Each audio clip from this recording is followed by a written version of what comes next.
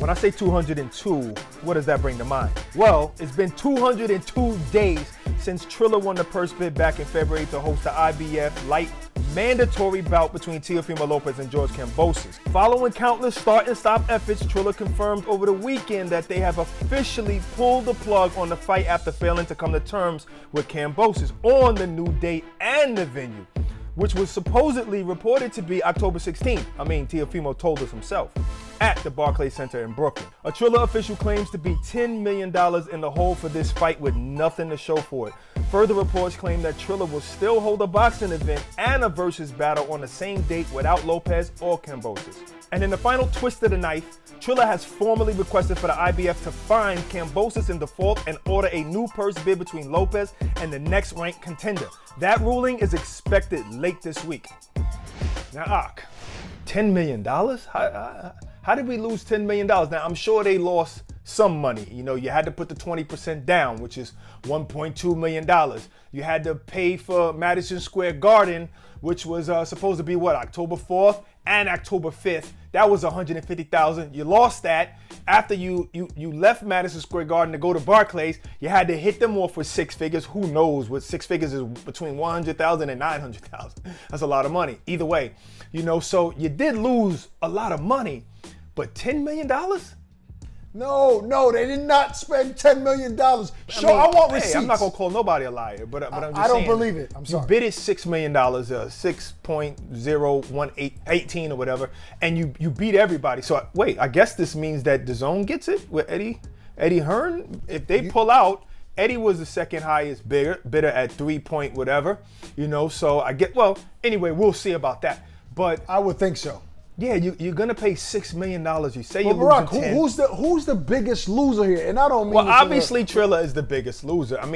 They're fresh, new, coming out the game.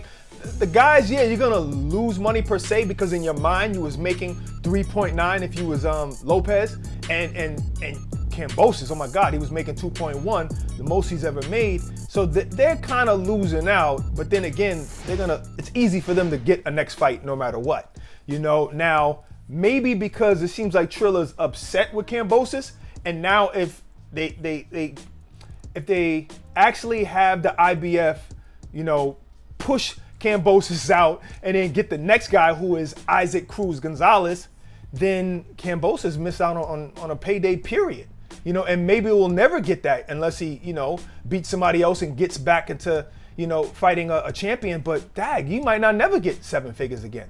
But I still think Triller's at the biggest loss right here. They're trying to come in the game, change things, and they're just losing money straight off the gate on this particular fight. All right, so you still have a little hope in Triller surviving this and being in the boxing business. Yes, because they're still going to do a boxing event. We don't know what kind. We don't know who. Maybe Holyfield. Who knows? But also, they're going to do versus. Now, versus seem to be doing well. That's a different business. It's different business. It's actually merged with their boxing concept, So in other words, all I'm saying is that if you can make money for that night, which was supposed to be June 19th, switch to October 5th, switch to October 4th, switch to October 16th. So if you can I'm hearing it's October 17th now, and it's KRS-One versus Big Daddy Kane. Oh I see all of New York coming out for that. I know, but Barack, you can't honestly say that this doesn't bother you, the changing the dates. I feel bad for the fighters. I feel bad for both fighters, to tell you the truth. All right, listen, and speaking of fighters, Teofimo Lopez Jr., his next fight, is it safe to say that it's going to be against Kambosos Jr., or do we see him fight Lomachenko again? Do we see him fight somebody else? I guess that depends on the IBF. Who knows? We have to wait for their ruling. And I don't know, it's just a battle between Triller and Kambosos right now.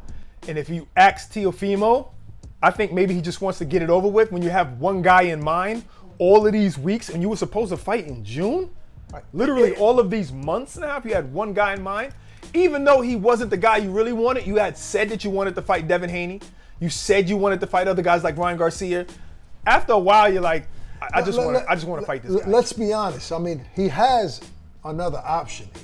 He could always vacate the IBF title and be done with this whole mandatory mess. I'm not saying that Kambosos doesn't deserve that fight, but there's been a lot of baggage since February, since Triller won that bid. I mean, he's lost out on potential money because of fights that could have taken place if this wasn't the case. If he had vacated that belt because maybe Kambosos wasn't the right opponent right after Lomachenko, and he could have created a bigger fight with it Ryan Garcia or Devin Haney, or maybe even a Lomachenko, or Tank Davis. There's so many guys out there, or Josh Taylor. He had options.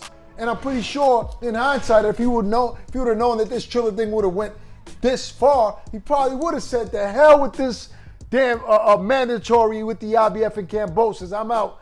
I'm still a champ. People know I beat Lomachenko. I don't need that IBF belt to solidify that." That's probably what he would have did. But nevertheless, the milk is spilled already. Let's hope that we can get the fight.